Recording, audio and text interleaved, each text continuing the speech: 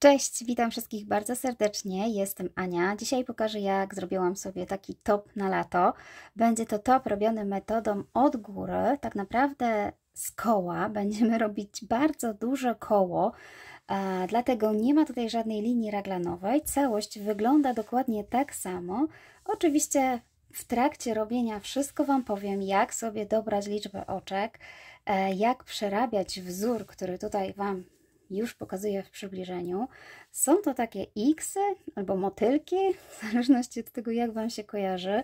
Jest to oczywiście ażurowy top, więc albo na podkoszulkę, albo na jakiś taki top bez rękawów. Jak najbardziej można sobie ubierać. Oczywiście taki top można zrobić w formie bluzki, na przykład z długim rękawem. Może być oczywiście krótszy. To wszystko zależy od tego, jak sobie zaplanujecie swoją bluzkę. Mam nadzieję, że przekonam Was do zrobienia próbki, a jeśli podoba Ci się taki top, to oczywiście zachęcam do spróbowania wzoru. Wzór jest bardzo prosty, ja oczywiście wszystko wytłumaczę. Jeśli chodzi o włóczkę, to korzystam z włóczki od Kokonki. Jest to włóczka nitkowa, 4 nitki bawełniane, seria Nature. Oczywiście zostawię link afiliacyjny do strony, gdzie można zakupić taką włóczkę. Ja miałam cały motek 1500 metrów i zostało mi dosyć sporo, więc na ten top użyłam około 250 gramów. Wzór jest ażurowy, więc tworząc tą bluzkę trzeba wziąć pod uwagę, że po wypraniu znacznie się ułoży, rozciągnie. Zresztą ja wykonuję z Wami tą bluzeczkę, więc sami możecie zauważyć, jak wygląda przed wypraniem, a jak wygląda po wypraniu. No i oczywiście szydełko dobrałam 3 mm, ale to wszystko zależy od tego, jak Wam się przerabia. No i tak się prezentuje cała bluzeczka. Jeśli Wam się podoba, to mam nadzieję, że spróbujecie razem ze mną zrobić. A ja serdecznie zachęcam do pozostawiania komentarza, do polubienia filmu, do zasubskrybowania kanału.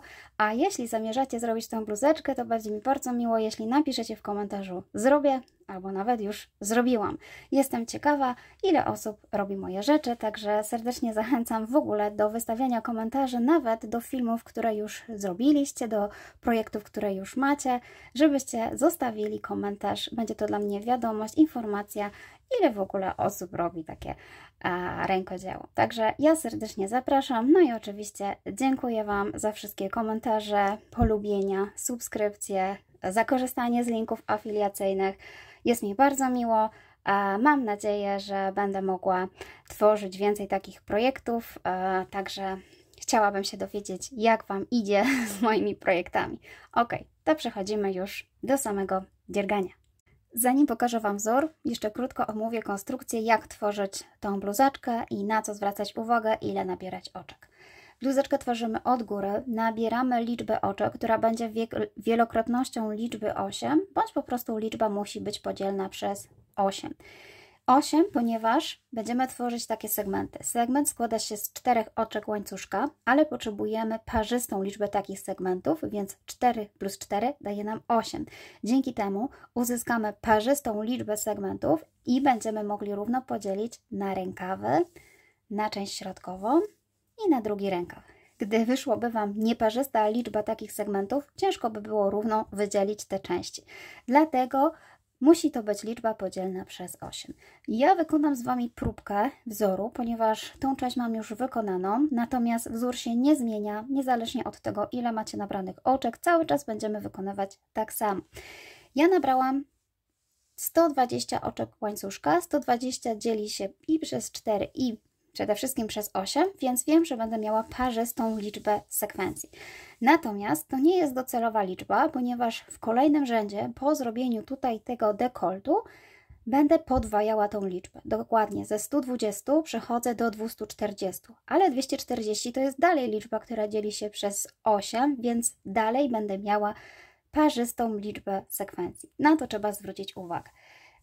Dalej, jeśli chodzi o zaplanowanie liczby oczek, ja tak szybciutko powiem teraz, natomiast to będzie bardziej zrozumiałe, kiedy zrobicie ze mną ten wzór, przerobicie sobie próbkę i z powrotem możecie się wrócić do tej części etapu, gdzie tłumaczę, jak sobie ile tych oczek nabrać. Natomiast teraz tak szybciutko chciałabym powiedzieć, jak ja to zrobiłam. Dobrze, słuchajcie, jest to bluzeczka zrobiona z koła, dokładnie z koła. Jest to bardzo szerokie koło, gdzie w zasadzie Rozszerzenie następuje po zrobieniu dekoltu i to jest ostatnie rozszerzenie. Podwojenie tak naprawdę wielkości liczby wielkości liter, liczby oczywiście oczek łańcuszka. I kiedy ja już podwoję sobie tą liczbę, mam te 240 oczek, później przechodzę do wykonania właśnie tych naszych segmentów. I dopiero po wykonaniu segmentów możecie zmierzyć, ile centymetrów zajmuje Wam taki segment. Oczywiście nie trzeba robić aż tyle tych rzędów, żeby dowiedzieć się, ile zajmuje segment. Po zrobieniu już w zasadzie drugiego i trzeciego rzędu mamy docelową szerokość takiego segmentu. Jest to nam bardzo potrzebne, żeby sobie mniej więcej ustalić, ile nabrać oczek i ile potrzebujecie mieć takich segmentów. Ja sugerowałabym się nabieraniem liczby oczek pod względem takich segmentów, ponieważ tak jak Wam wcześniej wspominałam, ja nigdzie później nie rozszerzam, nie zmieniam liczby segmentów. Da się lekko rozszerzyć jeszcze później te segmenty, wykonując o więcej oczek łańcuszka, ale wtedy ma to wpływ na zmianę wzoru, a ja jednak chciałam, żeby wszędzie był taki sam wzór, dlatego trzymam się tylko tego, co sobie wcześniej zaplanuję. Oczywiście ta bluzeczka, jak żeście zdążyli też pewnie zauważyć, ona się będzie tutaj marszczyć i taka miała być, żeby te marszczenia też były na górze. Jest to taki rodzaj właśnie bluzeczki, natomiast oczywiście po wypraniu i po rozdzieleniu części na rękawy i na środkową część, to też może troszeczkę zniknąć i nie będzie aż takie widoczne. Natomiast uważam, że takie falowania też są fajne, dlatego postanowiłam sobie zrobić właśnie w taki sposób tą bluzkę. Dobrze, słuchajcie, teraz takie szybkie wyliczenie. Jeśli zrobicie próbkę i dojdziecie do momentu, w którym zrobicie przynajmniej 2 czy 3 rzędy tego wzoru, trzeba sobie zmierzyć centymetrem, ile zajmuje taki wzór. U mnie ten wzór od momentu tutaj tej części do końca tej, pomijając to, ponieważ to już wchodzi w kolejny wzór, powiedzmy tą tutaj część, zajmuje to około 3,5 cm. Nie jest to równe 3,5 cm, nie da się tego tak dobrze wyliczyć, bo wiadomo, bluzka się też zawsze może rozciągnąć po wypraniu, ale założyłam sobie, że to zajmuje mi właśnie te 3,5 cm. Czyli tak, na początek oczywiście musicie zrobić taką liczbę oczek łańcuszka, żeby Wam luźno przeszła przez głowę. To jest oczywiście podstawa. Potem będziemy sugerować się wielokrotnością liczby 8, czyli zawsze zaokrąglamy sobie taką liczbę, żeby była 8. A dokładnie robimy tak. Jeśli zrobicie już próbkę i wiecie, że na przykład jeden segment u mnie zajmuje około 3,5 cm. Nie jest to dokładna liczba, może się okazać, że będzie troszeczkę mniej, troszeczkę więcej, dlatego ja postanowiłam zrobić tych segmentów trochę więcej, wolę, żeby bluzka była luźniejsza. Potem musicie sobie ustalić obwód, jaki potrzebujecie dokładnie tutaj tego koła, całego koła, czyli tak naprawdę to będzie obwód razem z rękawami i z panelem środkowym. Czyli tak, patrząc na bluzkę, tutaj taką narysowaną bluzeczkę, ta część tutaj to będzie ta sama część, ona musi Wam stanowić część na rękawy i część na panel przedni i tylny. Najpierw zrobimy panel przedni i tylny. Ja z reguły robię panel, jak mam jeden panel, robię na 50 cm, czyli 2 panele, czyli jako obwód to jest 100 cm. Czyli tu w obwodzie powiedzmy, że robię to około 100 cm. To są tylko takie wyliczenia dla Was. Ja później Wam powiem, ile sobie nabrałam oczek. Potem sprawdzam, ile potrzebuję w jednym obwodzie rękawa i w drugim obwodzie. Oczywiście w najszerszym miejscu, po to, żeby ręka się zmieściła. To może być na przykład 20 cm na rękaw na płasko, bądź 25, może być to właśnie w zależności od tego, jaki ma być szeroki ten rękaw, ale przyjmijmy, że na płasko 20 cm, więc w obwodzie 40 cm, czyli w obwodzie 40 cm tu i w obwodzie 40 cm tu. Czyli to jest minimalny obwód, który ja muszę uzyskać tego koła, żeby bluzeczka na mnie pasowała. Czyli w sumie mam 180 cm. Teraz wiem, że mój jeden segment zajmował 3,5 cm, więc 180 podzielę sobie na 3,5. No i taka szybka matematyka. 180 podzielę sobie na 3,5. To jest 51,42. Oczywiście musimy zaokrąglić do liczby całkowitej, no i parzystej. Zaokrąglę do przodu, czyli wezmę 52. 52 to będzie dokładnie liczba takich paneli, sekwencji segmentów, które właśnie nam wyjdą. Tyle musimy mieć, żeby sobie uzyskać ten obwód. Ja natomiast, przyznam się szczerze, zrobiłam więcej. Założyłam sobie, że być może gdzieś mi się skurczy i nie wiem, potrzebuję szerszą tą bluzkę, żeby ona się jednak na przykład marszczyła bardziej, więc ja zrobiłam sobie taką liczbę, którą później zaokrągliłam, żeby było do 60 takich paneli i mam 60 takich segmentów. Oczywiście mówię o takich. Ok, ale wracając do 52. Wiemy, że mamy 52. Teraz musimy zrobić 52 takie panele, przepraszam, segmenty oczywiście, sekwencje, więc te 52, żeby przełożyć to na liczbę oczek, którą musicie nabrać, te 52 musimy pomnożyć przez 4. Dokładnie, 52 panele, każdy po 4 oczka, da nam liczbę całkowitą oczek, którą będziemy potrzebować. Czyli zobaczcie, 52 razy 4 to jest 208. Ale pamiętajcie, że na początku Wam powiedziałam, że w rzędzie po zrobieniu dekoldu robię tutaj podwojenie. I to jest ta liczba. Te 208 to jest dokładnie ta liczba po podwojeniu. Czyli żeby nabrać liczbę oczek łańcuszka na początkową liczbę, muszę sobie podzielić na 2, czyli na pół. Czyli tak naprawdę 104 oczka. Czyli musiałabym nabrać 104 oczka łańcuszka, żeby uzyskać mniej więcej obwód 180 cm. Dzięki temu będę miała 52 panele. To są takie obliczenia mniej więcej. Pamiętajcie, że musicie zrobić próbkę, żeby dokładnie sprawdzić, ile zajmuje Wam ten segment. On się może jeszcze rozszerzać, bądź zwężać, bądź zaciągnąć nawet w tą stronę. Najlepiej sobie przebrać próbkę, wyprać i sprawdzić, jak wygląda po wypraniu. I wtedy sobie dostosować odpowiednią liczbę segmentów. Ja zrobiłam 60. Czyli 60 razy 4 to jest 240. Czyli 240 miałam tutaj. Podzieliłam sobie to na pół i wyszło mi 120. Te 60 segmentów wyszło z tego, że ja wolałam sobie zrobić więcej, wolałam zrobić szerzej i też z tego, że niedokładnie zajmuje to 3,5. Tam jest niestety troszeczkę ta liczba, to nie jest między 3,5 a 4. Nie chcę się bawić po prostu w milimetry, dlatego stwierdziłam, że zawyżę ilość takich segmentów, w razie czego będę miała szerszą bluzkę, czy też na ramiona, czy też na panel przedni. Takie wyliczenia można zrobić konkretne, jeśli zrobicie próbkę i więcej tych rzędów. Może się też w trakcie okazać, że faktycznie Wam się inaczej pracuje i potrzebujecie jednak zwiększyć liczbę segmentów. I też pamiętajcie, że 104 może się okazać, że na przykład nie przechodzi Wam przez głowę i na przykład potrzebujecie właśnie zrobić wtedy większą liczbę oczek łańcuszka. To nie sugerujcie się tą liczbą tutaj, ponieważ tak jak Wam powiedziałam, to jest dla przykładu, żeby Wam pokazać, jak obliczyć sobie liczbę potrzebną oczek. Na pewno wychodzimy od liczby oczek, która będzie podzielona przez 8, czyli będzie wielokrotnością liczby 8. Dobrze, pokażę teraz próbkę i mam nadzieję, że gdy pokażę próbkę, to te obliczenia Wam znikną z głowy i sami już będziecie wiedzieć, co macie zrobić. Próbkę wykonam mniejszą, ponieważ mój korpus jest gotowy. Nabiorę 32 oczka łańcuszka, ponieważ one się dzielą przez 8, postaram 4, czyli tak naprawdę będę miała 8 takich sekwencji. Oczywiście jest to próbka i warto sobie zrobić czasami więcej tych oczek, żeby była miarodajna. Czyli tak, robię łańcuszek, pętelkę podstawową i nabieram 32 oczka łańcuszka. Czyli mamy raz, dwa, trzy.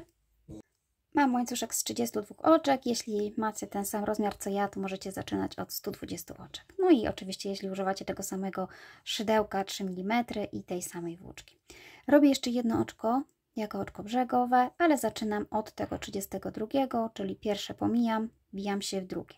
Odwracam łańcuszek w taki sposób, żeby widzieć środkową pętelkę od łańcuszka.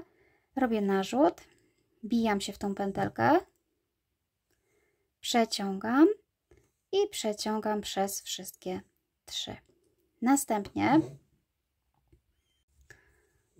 znaczę sobie tą pierwszą pętelkę. I dalej wykonuję wzór w taki sposób, że robię narzut, wbijam się jeszcze raz w tą samą pętelkę, czyli dokładnie tą, którą przed chwilą się wbijałam, czyli w pierwszą, przeciągam włóczkę, robię narzut i teraz wbijam się w drugą, w kolejną pętelkę. Przeciągam, mam dokładnie 5 pętelek przeciągam przez wszystkie pętelki. I znowu robię narzut. Jeszcze raz wracam się do tej pętelki, którą przed chwilą wykonałam.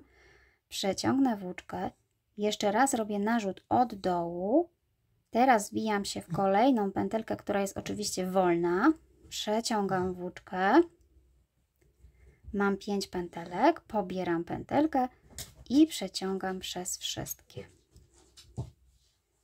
Czyli robimy sobie taki wzór, który spowoduje już rozszerzenie tego dekoltu i będzie bardzo fajnie wyglądał. Oczywiście trzeba sobie patrzeć, żeby nam się te pętelki gdzieś nie poplątały. Czyli tak, narzut od dołu. Wbijam się w pętelkę, którą przed chwilą robiłam, przeciągam włóczkę. Robię narzut od dołu. Wbijam się w kolejną wolną pętelkę. Przeciągam włóczkę, pobieram od dołu i przeciągam przez wszystkie pętelki. I tak robimy do końca rzędu.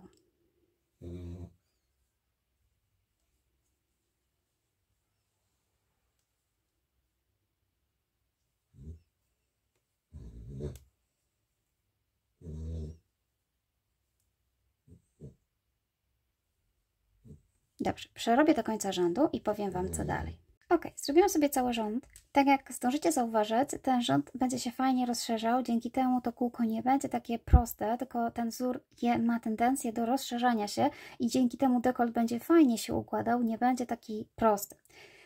Ok, mam ostatnie oczko zrobione. Oczywiście przybliżamy 2 krawędzie do siebie, patrzymy, żeby sznurek nie był nigdzie zawinięty.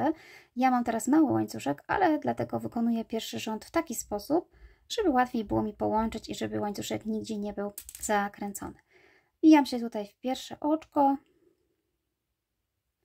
przybliżam maksymalnie te 2 krawędzie i robię oczko ścisłe. Na chwilę wysunę sobie to oczko, ponieważ chcę jeszcze połączyć tutaj tą dolną część, czyli tutaj też wybieram sobie oczko, które mniej więcej pierwsze z brzegu i również w taki sam sposób połączę sobie tą część. Ogólnie ten sznureczek możecie sobie zostawić trochę dłuższy, żeby móc jeszcze ładnie tutaj go wplątać w łańcuszek, ponieważ ja nie robię już innego wykończenia, dlatego żeby uniknąć tutaj jakiegoś brzydkiego połączenia, można sobie później ładnie to igłą jeszcze zszyć. I żeby można było nabrać na igłę, lepiej, żeby ten łańcuszek był duży. Ok, mamy połączone i teraz nie będziemy pracować w okrążeniu dookoła, tak jakby ślimakiem, tylko będziemy się wracać. Czyli teraz będę pracować na tych oczkach. Czyli robię tak, oczko do góry.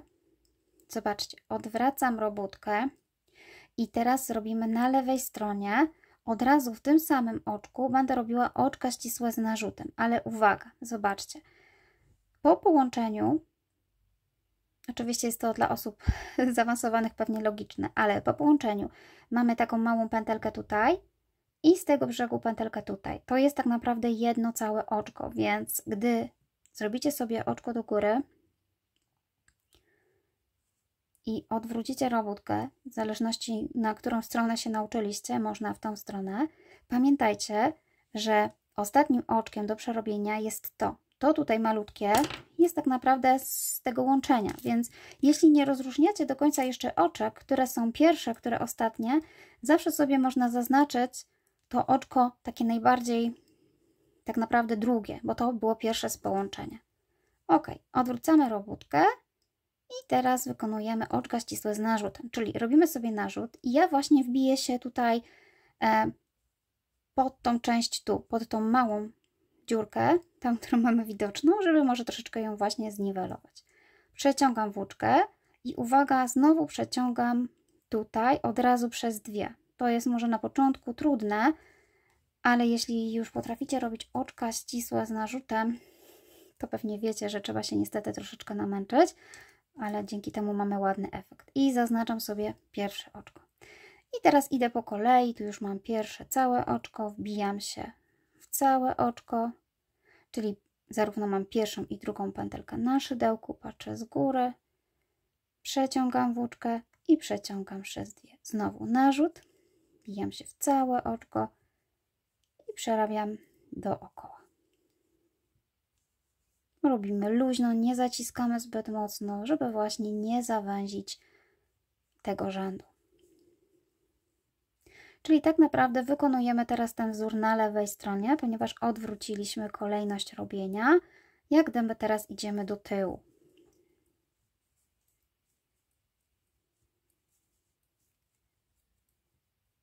O, przerabiam dookoła.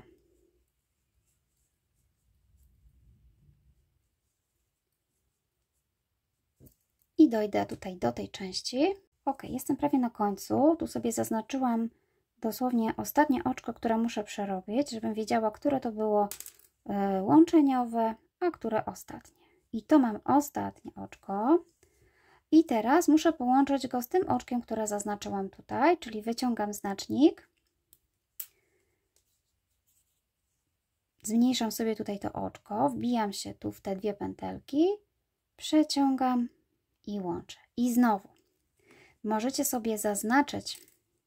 Teraz będziemy znowu odwracać i znowu będziemy iść tutaj do tyłu, czyli zobaczcie, tym razem możecie sobie znowu zaznaczyć tutaj to jak gdyby pierwsze wolne oczko tutaj, mam nadzieję, że widać, ponieważ to łączeniowe troszeczkę inaczej wygląda, bo ono jest takie podwójne, jak gdyby z jednej i z drugiej strony widać z tej strony, już może to igłą tutaj mi się uda Wam pokazać, z tej strony widać małą pętelkę i z tej strony małą, to jest tak naprawdę jedno oczko, to są już kolejne wolne oczka. No ale zobaczcie, robię oczko do góry i znowu odwracam i pracuję tutaj teraz na prawej stronie i znowu zaczynam od zrobienia półsłupka nawijanego. I tutaj znowu wbijam się właśnie w tą przestrzeń, jak gdyby do tyłu.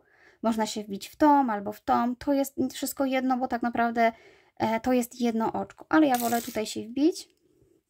Robię narzut, wbijam się tutaj i robię sobie pierwszy półsłupek i oczywiście znaczę znacznikiem. I wykonuję ten sam wzór co tutaj i żeby go wykonać muszę zrobić narzut, jeszcze raz wbić się w to samo miejsce, przeciągnąć włóczkę, zrobić narzut i teraz wbijam się w kolejne wolne oczko. Czyli patrzę sobie z góry, gdzie jest pętelka, tutaj będzie nam zostawać taka tylna pętelka, przednia, przepraszam, ta tutaj. My pobieramy całe oczko, przeciągamy i wykonujemy ten sam wzór, co w pierwszym rzędzie. Pamiętając, że najpierw narzut, wbijamy się w oczko, które zrobiliśmy wcześniej, narzut, wbijamy się w to, które teraz będziemy przerabiać, pobieramy i przez wszystkie pętelki. A tak mniej więcej to wygląda w przyspieszeniu.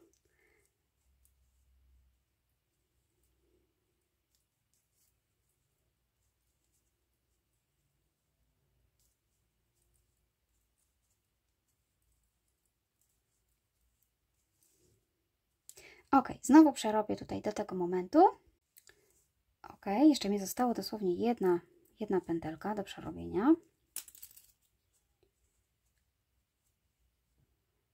Zawsze możecie przeliczyć liczbę tych oczek tutaj na górze i upewnić się, czy nie zrobiliście o jedną za dużo, bądź o jedną za mało i dobrze popatrzeć, jak tutaj przy łączeniu wyglądają te oczka. I znowu łączymy okrążenia, czyli przybliżam, robię oczko ścisłe. I znowu można sobie zaznaczyć oczko, do którego musimy dojść docelowo, jako takie pierwsze całe, ale myślę, że ja już tego nie potrzebuję, natomiast jest to informacja dla Was, żebyście wiedzieli, że to oczko łączeniowe jest tak jak gdyby podzielone na dwa mniejsze. Dobrze, i znowu oczko do góry, odwracam, robię narzut, wbijam się tutaj w dowolne miejsce w tym oczku i przerabiam oczka ścisłe z narzutem w całą pętelkę.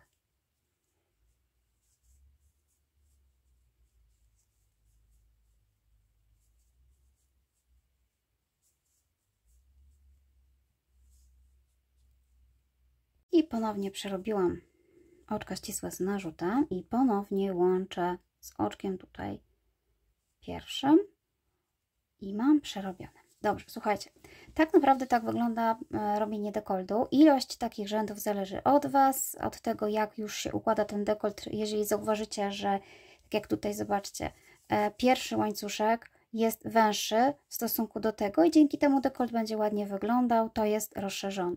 Ale taki dekolt oczywiście nie robimy za szeroki, bo wtedy będzie na równo i wtedy może nieładnie się układać.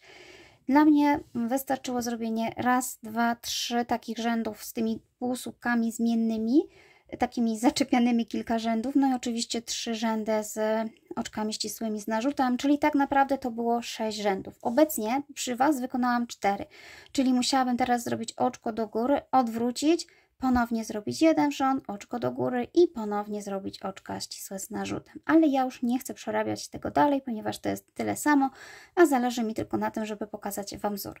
Zobaczcie, wzór, który tutaj zrobiliśmy, troszeczkę inaczej wygląda z tej strony, a troszeczkę inaczej z tej. I teraz od Was zależy, którą stronę uznacie za prawą, którą za lewą. Ta strona też jest bardzo fajna, ciekawa. Myślę, że zrobię jakąś bluzeczkę w ogóle z tego wzoru, bo mi się bardzo podoba, więc na pewno będzie na kanale taka bluzeczka. Ale sami zadecydujcie, która strona Wam się bardziej podoba i od tego zależy, na której stronie zostajecie. Strona po połączeniu to jest dla mnie akurat strona lewa, czyli ja tak naprawdę uznałam, że to będzie moja prawa strona. Czyli jeśli uznaliście, że to jest Wasza prawa po połączeniu, to zostajecie na tej stronie i od tej strony sobie zaczynacie. Ale jeśli tak jak ja uznacie, że ta strona jest jednak lewą, to robię oczko łańcuszka, odwracam i zostaję na prawej stronie, ponieważ wzór będziemy już tworzyć tylko na prawej stronie, czyli lewa jest do środka. I teraz jest ten rząd, w którym powiedziałam, że będziemy podwajać liczbę oczek, czyli będziemy robić po 2 takie moje zmienione słupki. Mam nadzieję, że wiecie, o co chodzi. Ja mam taki specjalny słupek, który jest troszeczkę zmieniony, czy półsłupek. Jest ładniejszy niż słupek, ale wyższy niż półsłupek nawijany, dlatego bardzo lubię go używać. Zobaczcie, robię narzut i w tym miejscu muszę 2 razy zrobić właśnie ten mój zmieniony słupek. Tutaj ciężko wyznaczyć miejsce, w którym się przebić, ale wystarczy znaleźć sobie jakąś tutaj wolną przestrzeń i zrobić sobie właśnie taki słupek. Już akurat mi się tutaj nitki poplątały. Ok, przeciągnęłam i uwaga, pobieram oczko, przeciągam tylko przez jedną pętelkę, pobieram, przeciągam przez 3. To jest mój zmieniony słupek. Zaznaczam sobie ten słupek, tu pierwszą pętelkę i jeszcze raz wykonam to samo, czyli narzut, wbijam się w to samo miejsce, jak mi się uda, przeciągam, mam 3 pętelki, pobieram od dołu, ważne od dołu, nie od góry, bo nawet ciężko, od dołu, przeciągam przez jedną pętelkę, pobieram, przeciągam przez 3. I teraz w każdym takim oczku musimy zrobić po 2 takie zmienione słupki, czyli pobieram całą pętelkę i robię po 2. No i tutaj uważajcie, ponieważ ja już musiałam pruć, przyznaję się, że miałam bardzo blisko już przerobienia całego korpusu, ale niestety doszłam do błędu, w którym zabrakło mi jednego segmentu, pomimo dobrej liczby oczek, pominęłam tutaj w którymś momencie zrobienie 2 słupków, a akurat tak się wzór ułożył, że mi się wszystko spasowało, a tymczasem chcę wydzielać i coś mi nie pasuje. No to, że po prostu w którymś momencie popomijałam podwójne słupki i zabrakło mi na jedną sekwencję, a nie liczyłam sekwencji, których mam. I chciałam sobie rozdzielić i nie miałam jak, bo wyszła mi nieparzysta liczba.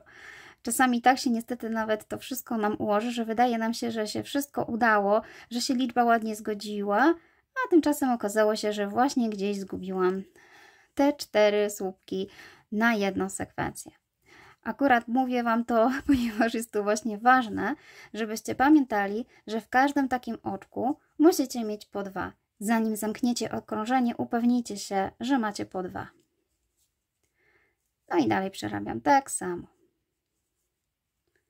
Dajcie znać, jak Wam się podobają te słupki zmienione. Czy Wam się podobają? Czy korzystacie z tych, tworzycie własne wzory? Korzystacie z tego wzoru, z tego ściegu? Mi się bardzo podoba i uważam, że jest taką fajną alternatywą przejściową między właśnie półsłupkiem nawijanym a słupkiem.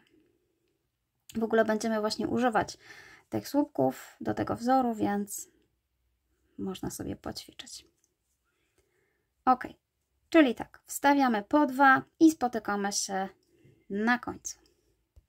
Zrobiłam to okrążenie. Mam nadzieję, że mam po 2 słupki w każdym oczku. Oczywiście jest to próbka, więc nie ma znaczenia, mogę się pomylić, ale gdy robicie już właściwą robótkę, to lepiej sprawdzić. Teraz połączymy sobie to okrążenie właśnie z tym oczkiem tutaj pierwszym. Robimy sobie oczko ścisłe i mamy połączone. Miałam 32 oczka, teraz mam 64, czyli mam o 2 razy więcej. 64 oczka tak naprawdę dadzą mi 16 takich sekwencji, tak? 64 podzielone na 6, 16. Powinno mi wyjść 16 takich sekwencji i po zrobieniu tego rzędu trzeba sobie policzyć, czy tak Wam właśnie wyszło. Ten pierwszy rząd jeszcze jest takim rzędem przygotowującym, później będzie już łatwiej i prościej. Na początku musimy sobie oczywiście zacząć, przepraszam, ale czuję, że jest krzywo, musimy sobie zacząć po prostu tworzyć taką sekwencję. I teraz tak, tutaj mieliśmy to łączenie, tu jest nasza część łączeniowa, ponieważ tutaj odwracaliśmy. Teraz będziemy tak samo łączyć okrążenia, ale pokażę Wam taki sposób, który pozwoli Wam uniknąć takiego wizualnego wyglądu, że gdzieś było łączenie. Jedynym odróżniającym tutaj znakiem jest chyba to, że ta część może być lekko grubsza, ale tak to wydaje mi się, że nie widać tego łączenia. Dobra, więc słuchajcie, żeby zrobić tak jak ja, po połączeniu robimy od razu słupek reliefowy przedni, pobierając właśnie ten taki wielki słupek.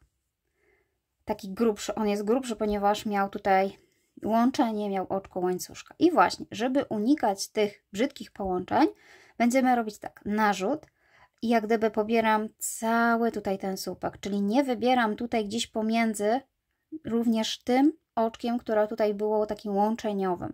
Zobaczcie, pobieram całe na szydełko, czyli mam go na szydełku, przeciągam włóczkę pod, mam 3 pętelki i teraz pobieram, przeciągam przez 2 pętelki, pobieram i znowu przeciągam przez 2. Jest to zwykły słupek reliefowy przedni i znowu znaczę pierwszą pętelkę. Pamiętajcie, że nie robimy tutaj właśnie żadnych oczek do góry, nic. Zobaczycie, że będzie to fajnie wyglądało.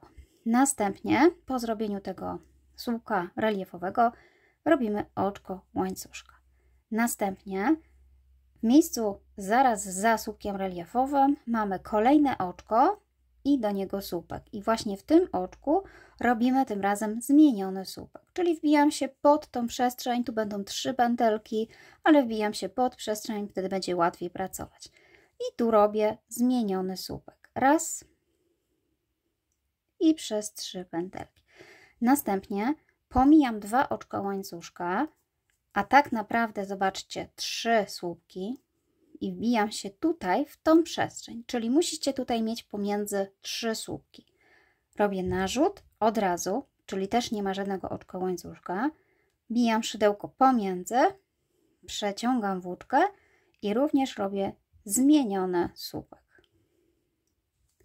I tak wygląda sekwencja. Zaczynamy od reliefowego słupka, oczka łańcuszka, zaraz za reliefowym słupkiem jest zmieniony słupek, pomijamy 2 oczka łańcuszka, a tak naprawdę w środku mamy 3 słupki, wykonujemy zmieniony słupek i powtarzamy sekwencję, czyli znowu oczko łańcuszka, narzut, zaraz za tym słupkiem pobieramy kolejny słupek, ten i robimy słupek reliefowy przedni, czyli raz i 2. I znowu oczko łańcuszka.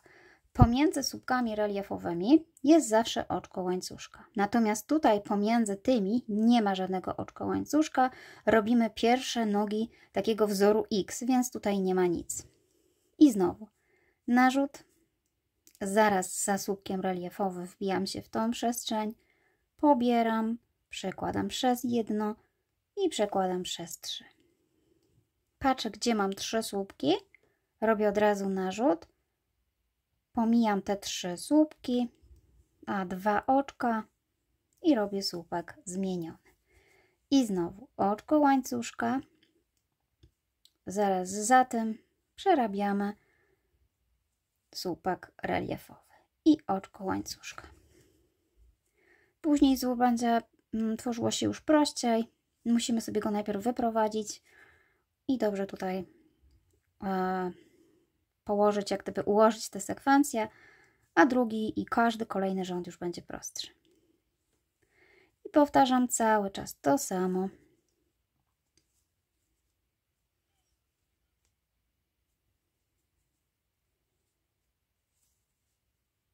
Tu pomijamy 3. Tu są 2 pętelki, ale widzimy 3 słupki. Wbijam się w tą przestrzeń i przerabiam. I oczko łańcuszka. I tutaj słupek reliefowy przedni, czyli przez 2 pętelki pobieram przez 2 i znowu oczko łańcuszka. A tutaj robimy mniejszy taki mój słupeczek, ten niższy, a grubszy, ale za to ładnie wyglądający. I tak jak wcześniej wspominałam, powinno mi wyjść 16 takich właśnie sekwencji, więc mam nadzieję, że po zrobieniu tego okrążenia wszystko mi się tutaj ładnie zgodzi i będzie tak, jak sobie to zaplanowałam. A to tylko zależy od tego, czy sobie dobrze zrobiłam te pierwsze podwojone słupki. I czy tutaj się oczywiście nie pomylimy, to też jest ważne. I to tutaj oczko łańcuszka, zaraz za tym mamy do zrobienia ten słupek i oczko łańcuszka. Zobaczcie, w tej sekwencji tak naprawdę widać, że wykorzystujemy 4 oczka, ponieważ robimy tak, robimy tutaj reliefowy słupek, a w środku mamy 3. Czyli tak naprawdę ta część zajmuje nam taki segment. My tutaj tak naprawdę operujemy właśnie na tych 2 podwójnych słupkach, na tych 2 oczkach z podwójnymi słupkami. Czyli żeby sprawdzić, czy dobrze robicie sekwencję, zobaczcie, czy pomiędzy tymi reliefowymi słupkami, tu są moje reliefowy 1 i reliefowy 2, muszą być 3 takie słupki. Mam nadzieję, że to mniej więcej widać. Jeszcze przerobię kilka z Wami i za chwilkę powiem, co dalej. I znowu, tu jestem na reliefowym, zrobiłam oczko łańcuszka, więc mogę przejść do zrobienia zmienionego słupka. I znowu 3 pomijam, 2 oczka. Tak naprawdę tutaj będą 2 oczka łańcuszka, pamiętajcie? No ale widzimy 3 słupki, ponieważ oczka inaczej się układają niż słupki, a więc widzimy 2 oczka łańcuszka, ale 3 słupki.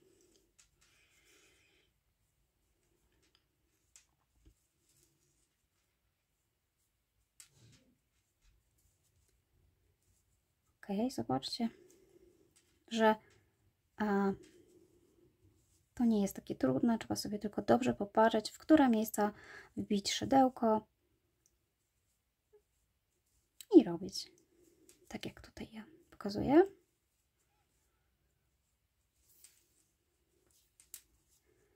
Oczko. Ok, dojdę już do tego miejsca i powiem Wam tutaj, jak to wygląda na końcu. Ok, jestem prawie na końcu. I teraz tak, zrobiłam sobie tutaj ten zmieniony słupek. Teraz mam do zrobienia oczywiście oczko łańcuszka i słupek reliefowy. Raz, 2, oczko łańcuszka i powinny mi zostać 3 słupki. Jeśli nie zostały 3 słupki, to znaczy, że wszystko się zgadza, tak powinno być, ponieważ dochodzimy do momentu, w którym będziemy mieć relief, czyli my tak naprawdę musimy tutaj wykonać tylko ten taki X, można powiedzieć.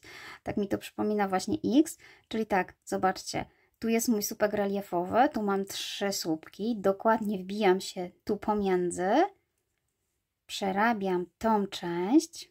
Niestety mi się źle zaciągnęła włóczka i mi się tutaj coś poplątało. I znowu oczko łańcuszka. I dochodzę do momentu, gdzie łączę to z tym reliefem, czyli my tak naprawdę doszliśmy do pełnych segmentów.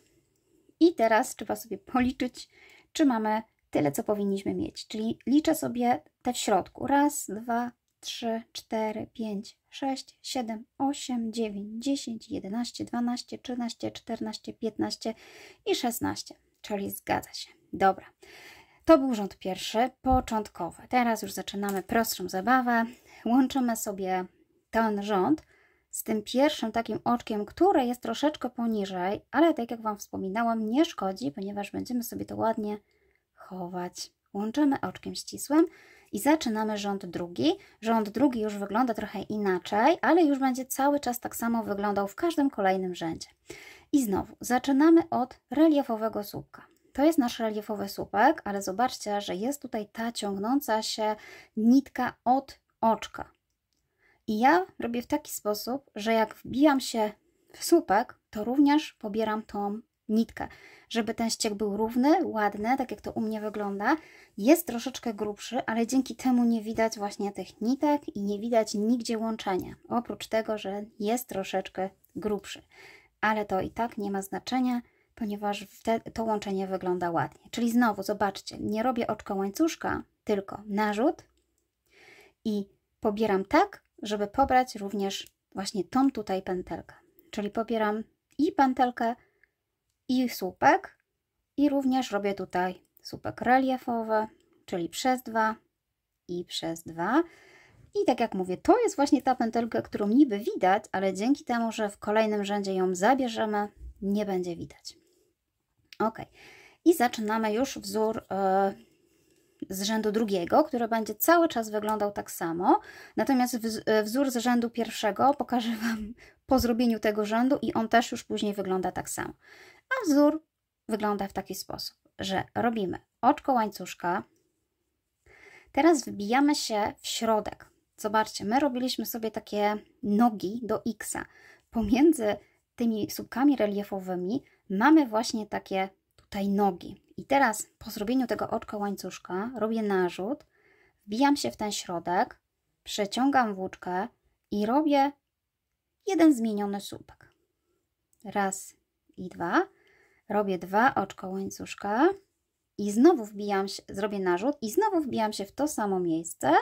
Tu sobie przytrzymuję palcem, żeby mi nic nie zjechało i znowu robię zmieniony słupek.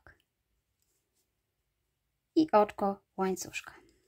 I teraz od razu robię narzut i przechodzę do zrobienia słupka reliefowego przedniego. Czyli raz i 2. Czyli w drugim rzędzie robimy tak. Słupek reliefowy, oczko łańcuszka, zmieniony słupek w środku, 2 oczka łańcuszka, zmieniony słupek w środku, oczko łańcuszka i relief. No i teraz tak bez mówienia pokażę Wam jeszcze raz, jak to wygląda. Cały czas robimy tak samo. Wyszukujemy sobie tutaj jedynie tego miejsca pomiędzy tutaj, tymi naszymi zmienionymi słupkami, tak po to, żeby zaczepić i stworzyć X. Raz, 2. Jeszcze raz w tym samym miejscu. Oczko łańcuszka i relief. I tak jak Wam wcześniej wspominałam, my tak naprawdę rozszerzaliśmy tutaj, ale już też na tym poziomie mamy takie delikatne rozszerzenie dosłownie o 2 oczka łańcuszka, ponieważ robiliśmy na 4, ale gdy sobie policzycie tutaj te oczka, które wchodzą w segment, to jest tak, 1, 2, 3, 4, 5, 6. 6 takich oczek tu jest. 1, 2, 3, 4, 5, 6 pomiędzy reliefami, więc już też jest delikatne rozszerzenie. Dlatego chciałam, żebyście obliczali, ile wynosi segment tak naprawdę, a nie ile wynosi na przykład tutaj ta część, żebyście mogli sobie dokładnie obliczyć szerokość potrzebną do uzyskania odpowiedniej właśnie szerokości na panele. I znowu 1, 2 i tutaj w środku oczko łańcuszka i słupek reliefowy przedni. Oczko łańcuszka, czyli nie zapominamy, że tutaj pomiędzy znowu słupkami reliefowymi zawsze przed i po jest oczko łańcuszka, a tutaj w środku pomiędzy tymi dwoma robimy 2 oczka łańcuszka. Czyli zupełnie tutaj na odwrót. Wcześniej pomijaliśmy 2, a teraz budujemy tutaj 2.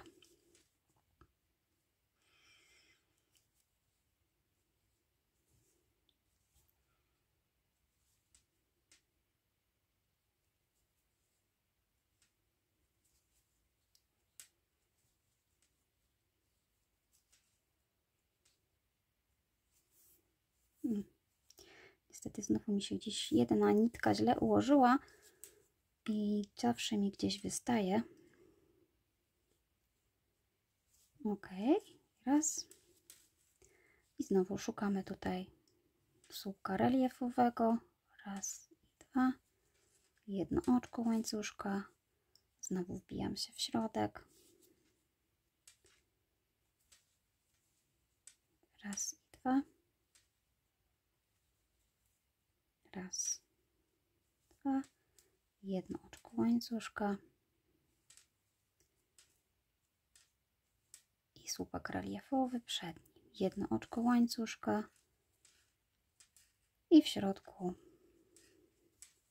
zmieniony słupek, dwa oczka łańcuszka, zmieniony słupek, oczko łańcuszka.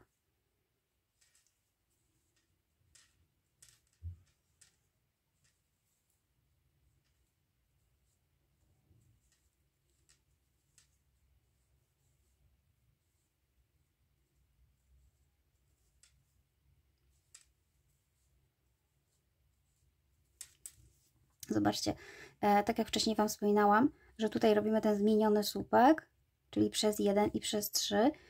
Dzięki temu ta przestrzeń się ładnie wyrównuje.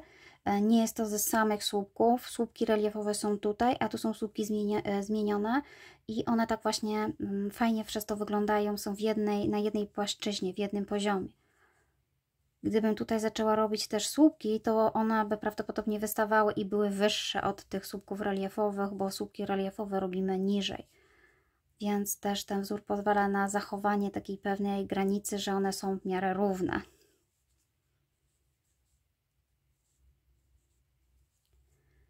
Ok, przechodzę sobie tutaj cały czas tak samo. Raz, dwa. Dobra, dokończę to, pokażę Wam znowu jak połączać i jeszcze raz pokażę wzór z pierwszego rzędu. Ok, mam tutaj ostatni segment do zrobienia, czyli narzut i tutaj również w środku wykonuję mój wzór. Raz, dwa. I oczywiście znowu robię oczko łańcuszka i łączę z tym tutaj, co mam zaznaczone. I zrobiony wzór z drugiego rzędu. Wzór z drugiego rzędu będzie cały czas wyglądał tak samo. Zobaczcie, stworzyliśmy takie właśnie X-y pomiędzy naszymi reliefami. Oczywiście one się będą inaczej układać, jak wypierzemy sobie tę próbkę, więc pamiętajcie, że to się musi naciągnąć, ułożyć i wtedy będzie wyglądać zupełnie inaczej. Przechodzimy z powrotem do rzędu pierwszego, czyli dokładnie to, co tutaj wykonaliśmy, tylko że teraz już będziemy troszeczkę inaczej go wykonywać, ponieważ musimy zachować tą samą szerokość tutaj oczek i inaczej będziemy się wbijać. Czyli zobaczcie, znowu robię narzut, znowu wbijam się również pod tą tutaj włóczkę, czyli mam narzut, przytrzymuję i wszystko nakładam na szydełko, przeciągam włóczkę przez te wszystkie tutaj moje pętelki. Teraz pobieram, przeciągam przez dwie. Oj, ciężko jest tu przeciągnąć niestety, żeby ta nie poszła, ale da się. Pobieram i znowu przez dwie. I zobaczcie, że prawie nie widać w ogóle tego łączenia. Nie musimy robić żadnych oczek do góry i ładnie to wygląda. A teraz niestety będzie tutaj trochę dla zmyłki, ponieważ po zrobieniu słupka reliefowego musimy zrobić dwa oczka łańcuszka. W drugim rzędzie robiliśmy jedno oczko łańcuszka. Tu robimy dwa. I teraz robimy narzut i umiejscowiamy tutaj nogi. Popatrzcie, nogi X są tu, a później są w środku, czyli na zewnątrz muszą iść nogi X, więc zaraz dosłownie w tej przestrzeni, gdzie był ten relief. Zobaczcie, tutaj tworzymy nogi X, czyli raz i dwa i znowu narzut, czyli też nie ma żadnego oczka łańcuszka. Pomijam środek, na zewnątrz tworzę nogi od mojego X. Raz i dwa i znowu tutaj muszę wykonać dwa oczka łańcuszka. Narzut i dopiero wykonuję słupek reliefowy.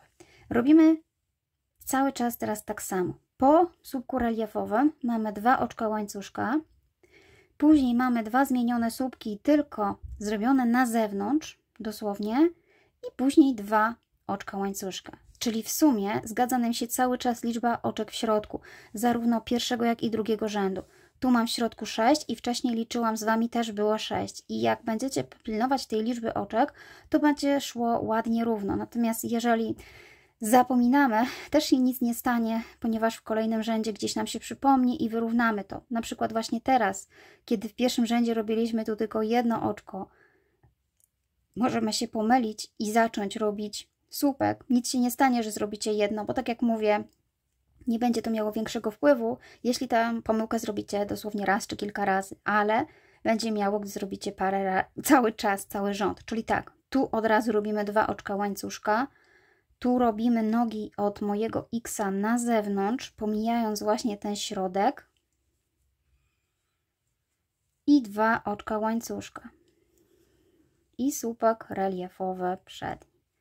I znowu 2 oczka łańcuszka. Tutaj umiejscawiam nogi. Robię moje właśnie podeszwę do mojego X-a i 2 oczka łańcuszka. I znowu słupek reliefowy przedni. 2 oczka łańcuszka i nogi. I tak wykonujemy cały czas to okrążenie. Cały czas tak samo. I teraz wzór się totalnie już nie zmienia. Pamiętamy tylko, żeby dobrze wykonać liczbę oczek łańcuszka. Ja mam tutaj małą próbkę, ale tak jak Wam pokazywałam, kiedy robicie większą próbkę, na pewno będzie Wam się tutaj falowało.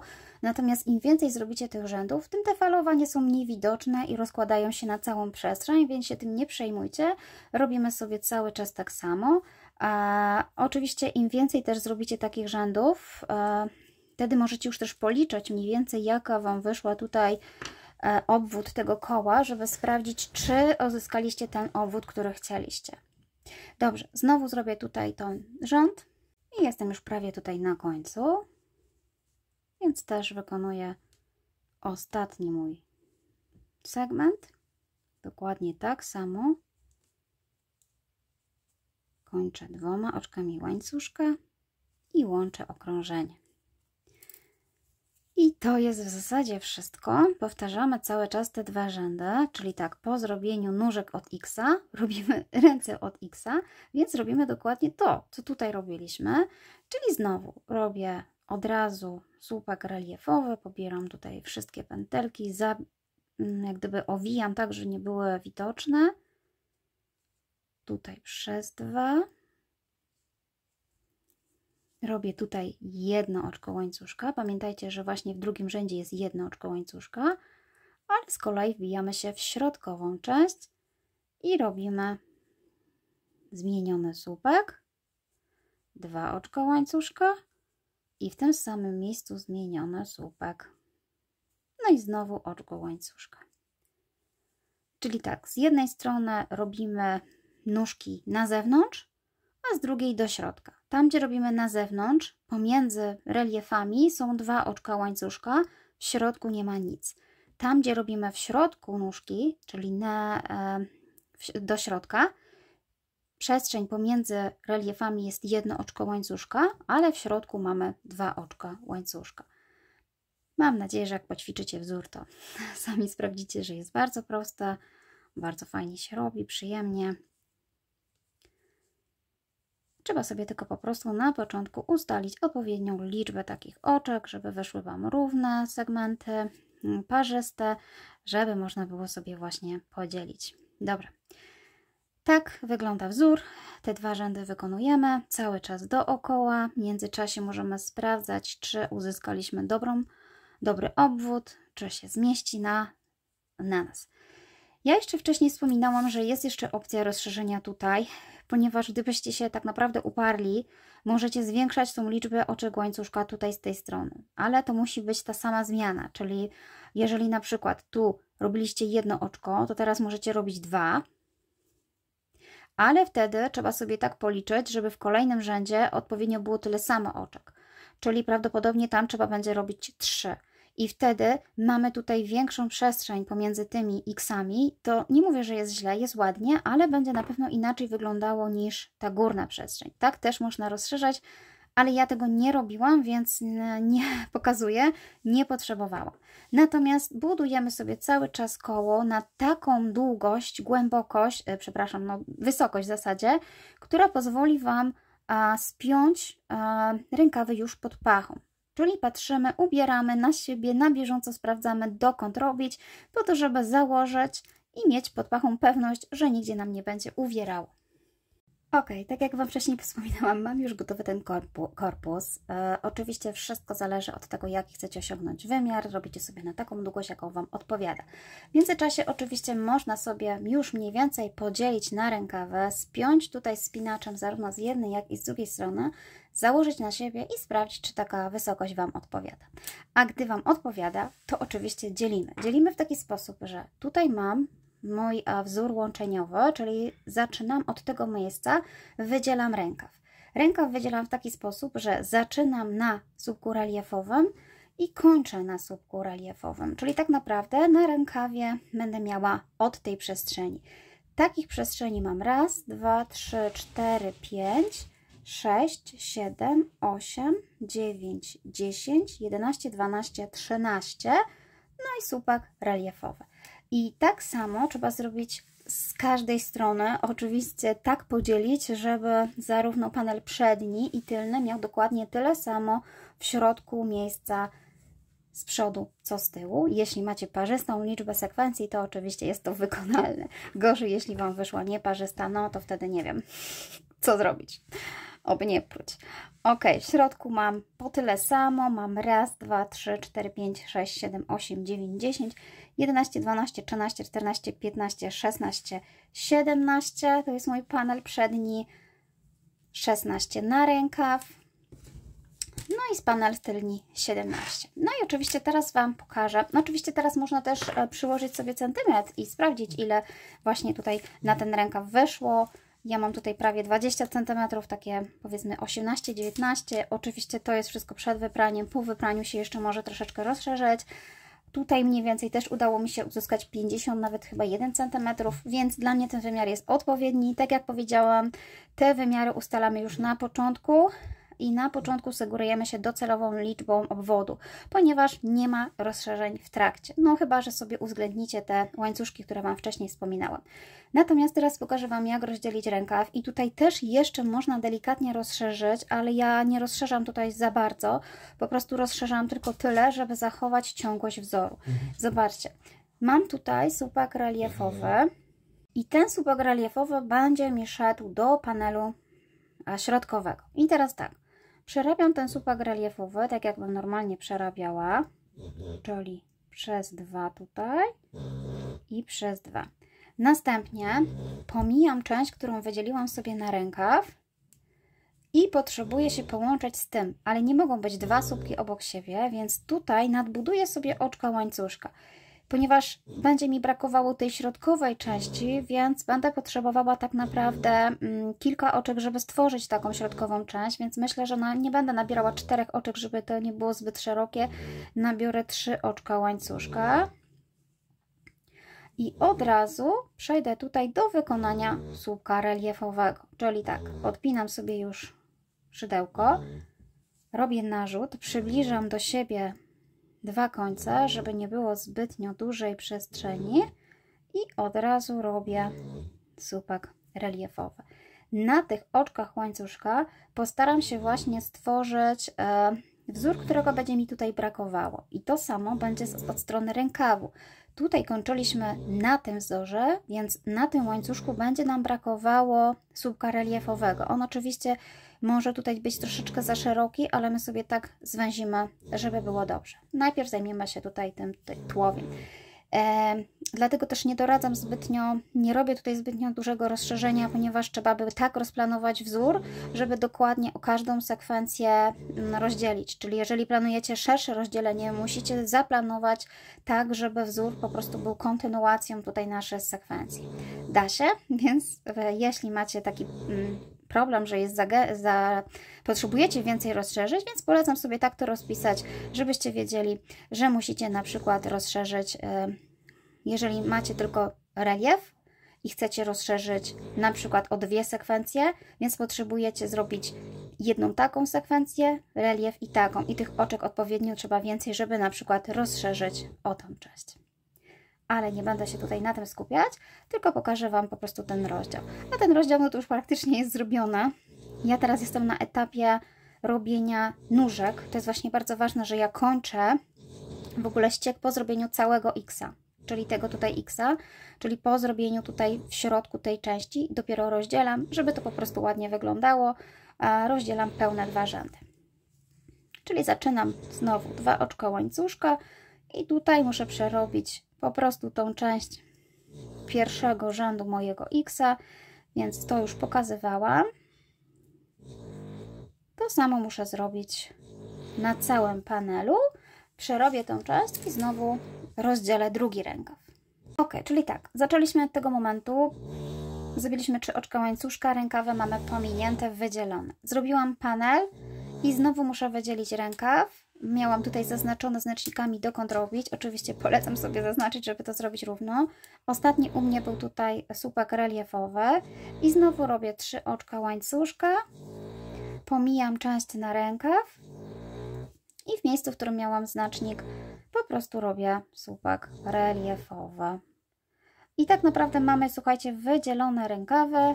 Dalej będziemy pracować już tylko w środkowej części i za chwilkę Wam jeszcze pokażę, jak sobie zrobić tutaj to wyrównanie pod pachą na łańcuszku. Tylko dojdę do początku. Ok, rękawy wydzielone. Jestem z powrotem w miejscu, w którym mam łączenie. Tutaj miałam taki właśnie ten mój słupek reliefowy.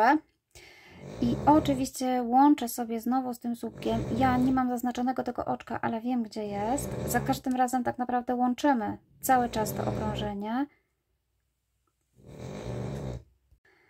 I przerabiamy cały czas tak samo, czyli narzut, przerabiam sobie tutaj ten relief. Raz, 2.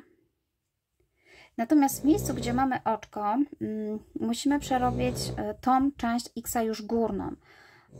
Można było faktycznie skończyć inaczej, rząd wcześniej, żeby zacząć od tego rzędu, tego tutaj, żeby skończyć na X-ie, czyli jak gdyby zacząć rozdzielać przy tym rzędzie i żeby był pełny X, ale tak naprawdę jest to miejsce pod pachą, tego też tak nie będzie widać, więc myślę, że nie mamy się co tym przejmować. Natomiast tutaj po prostu robimy kontynuację, też jest prościej wykonać takie V niż takie tą część tutaj, bo na łańcuszku musielibyśmy się tutaj wbijać w oczka, żeby to wykonać. Jest to wykonalne, ale łatwiejsze jest zrobienie po prostu, zobaczcie, oczka łańcuszka, narzut i tak naprawdę można tutaj pobrać tą środkową pętelkę, a można też pod całą, ale całe może się troszeczkę zawijać, więc wybieram środkową pętelkę, no i robię zmieniony słupek, 2 oczka łańcuszka, zmieniony słupek, oczko łańcuszka, no i tutaj muszę wykonać taki śmieszny relief, ale tak tutaj właśnie to wychodzi. Czyli musimy zrobić jak gdyby górną część X-a. Można to, tak jak powiedziałam, odwrócić kolejność i skończyć na innym rzędzie, żeby zrobić nogi X-a rozszerzone. Wtedy wbijamy się w to oczko i w to oczko, czyli zostawiamy pomiędzy jedno oczko. Nie musi być to 4 oczka, bo wtedy będzie szerzej, a pomiędzy robimy 2. To wszystko zależy od tego, na którym rzędzie sobie skończycie. Tak jak mówię, jest to miejsce pod pachą, więc nie musi być jakoś tak, nie jest aż tak bardzo widoczne, czy się schodzi cały X, czy nie. No i oczywiście dalej sobie robimy tak samo. To samo robimy na tym w drugim miejscu pod pachą, czyli robimy dokładnie tak samo tutaj.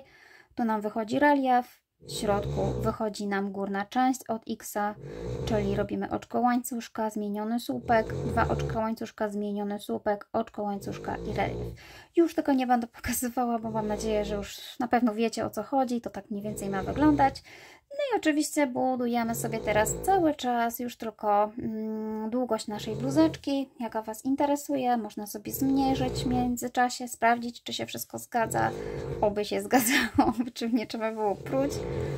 I budujemy cały czas tą część. Ja sobie zrobię tą część i powiem Wam, jak będę zakończyła i jednocześnie też pokażę, tutaj przy tych rękawach, co będziemy tutaj robić na rękawach, ale to w dalszej części filmu.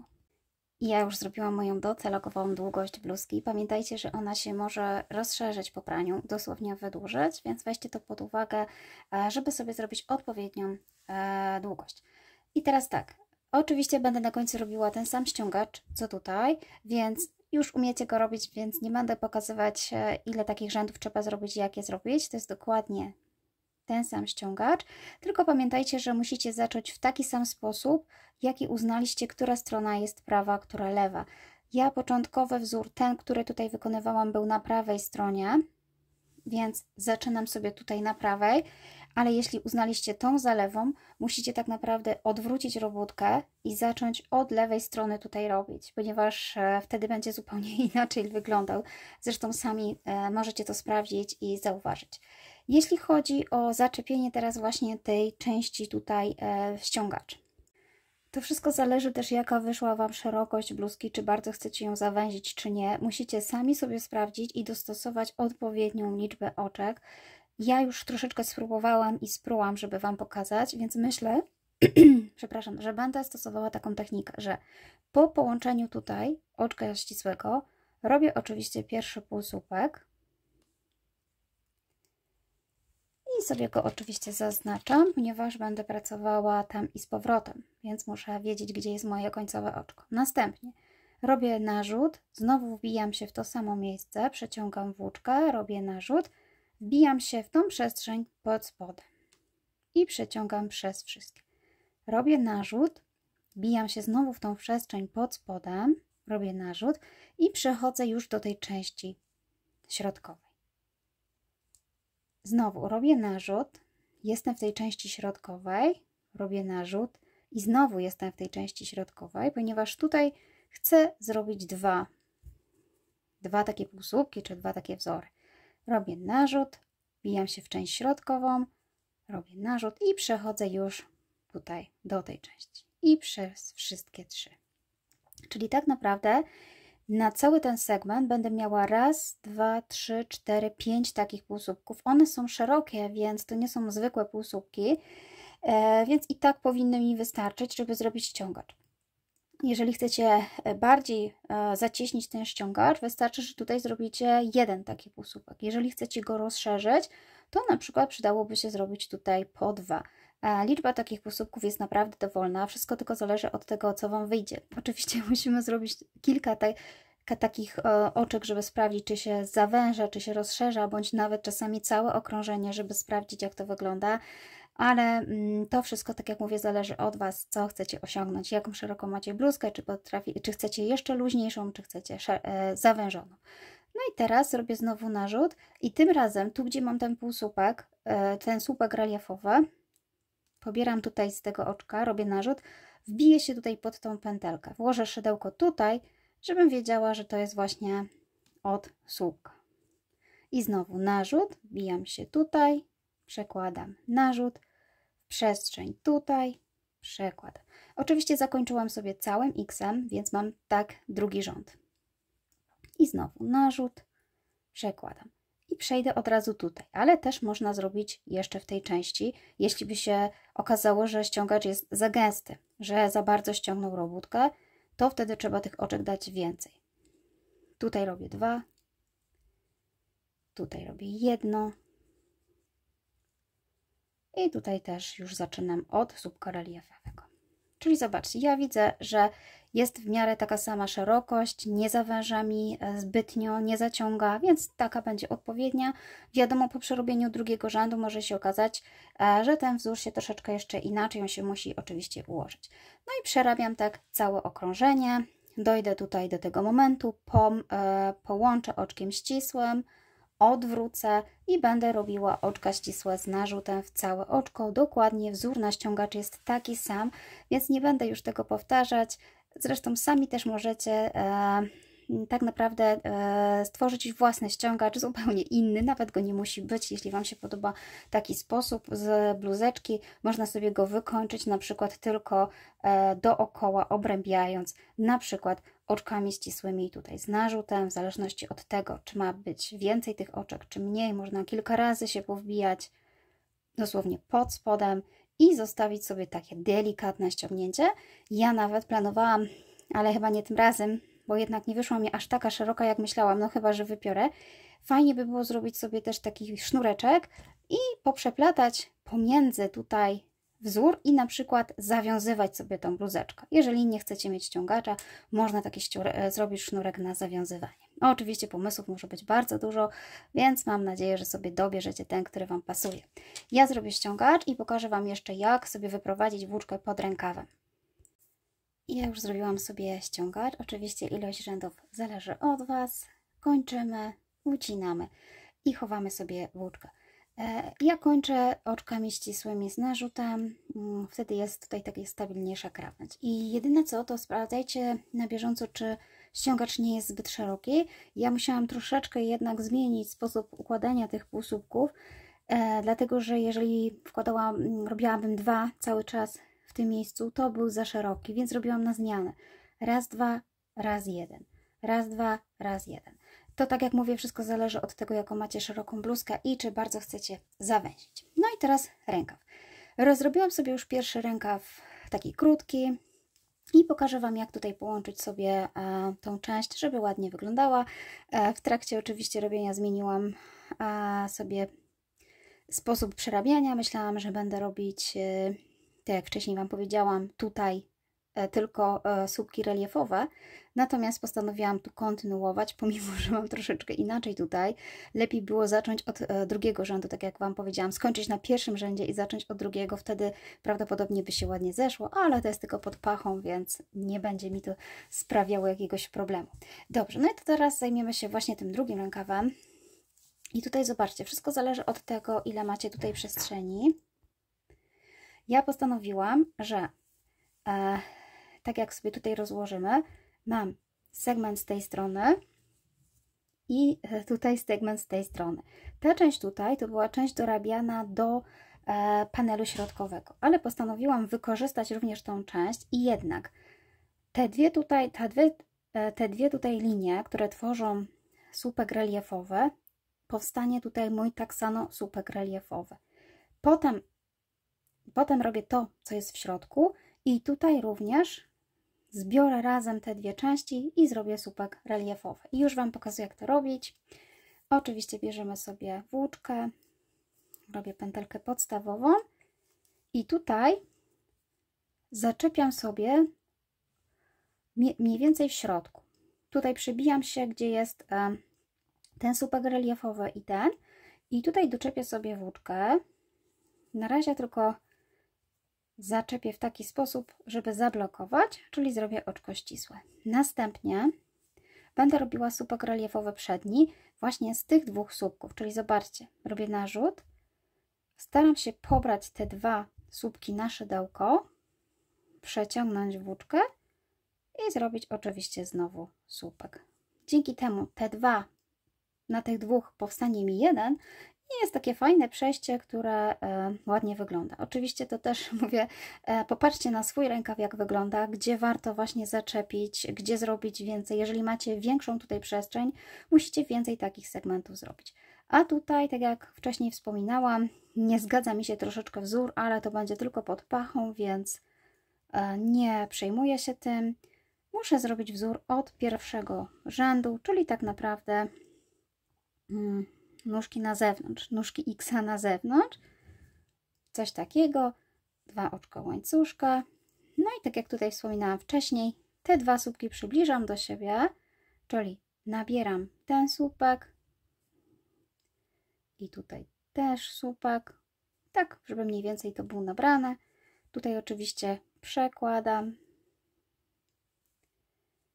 i przerabiam sobie słupek reliefowy. I oczywiście dalej pracuję już na rękawie. Pamiętajcie, że idziemy zgodnie z wskazówkami zegara.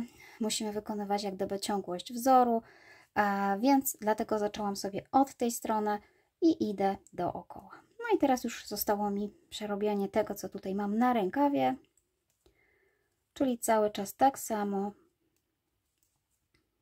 przerabiam tutaj mój wzór.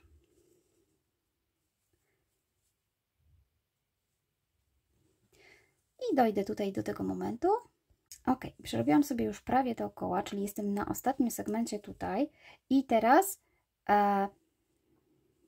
muszę zrobić jeszcze 2 oczka łańcuszka i już od razu łączę tutaj z tą częścią, czyli tu już nie robię, ponieważ z tych 2 połączyłam i tak naprawdę powstał mi jeden, czyli tutaj po prostu łączę sobie z tym oczkiem ścisłym i tak naprawdę już mam wyprowadzone pierwsze okrążenie.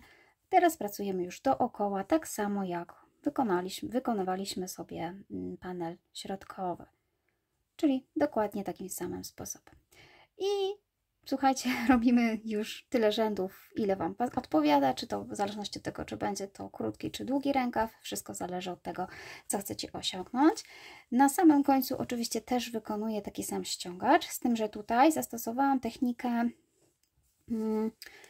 w taki sposób, że w środkowym tutaj wzorze przerabiam tylko ten jeden półsłupek taki 2 razy owinięty. Czyli nie 2, tylko 1. Wtedy uzyskuję taki fajny ściągacz, w miarę nie jest już szeroki, a na rękawie zawsze lepiej, żeby był wąski. Oczywiście, jeżeli chcecie jeszcze bardziej zawężony, to można na przykład pomijać to oczko, gdzie jest słupek. Tak jak mówię, to jest akurat dowolne, można naprawdę popróbować, która wersja Wam bardziej odpowiada. Ja pokazuję Wam moją bluzkę, mój pomysł, jak sobie ją wykonałam, a Wy możecie sobie zawsze dostosować do Waszych potrzeb. Serdecznie Wam dziękuję. Dajcie znać w komentarzach, czy planujecie i czy zrobicie sobie bluzeczkę. Ja oczywiście idę jeszcze moją wyprać, więc pewnie jeszcze będzie dłuższa, ale to już zobaczycie na zdjęciach początkowych. Pozdrawiam, do zobaczenia, pa pa!